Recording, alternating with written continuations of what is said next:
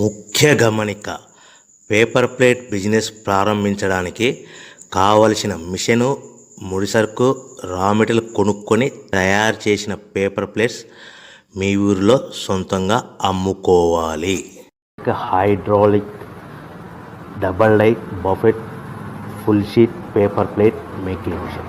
ఈ మిషన్ యొక్క ప్రత్యేకత ఏంటంటే ఒకే ఒక లివర్ గేర్, హ్యాండ్ గేర్తో ఫుల్ షీట్ అంటే 2 ప్లేట్ తయారు చేసే పెద్ద ఫుల్ షీట్ ఒకటే పరబెడితే 2 బఫే ప్లేట్ తయారవుతాయని మీకు అందరికీ తెలియజేస్తున్నాను.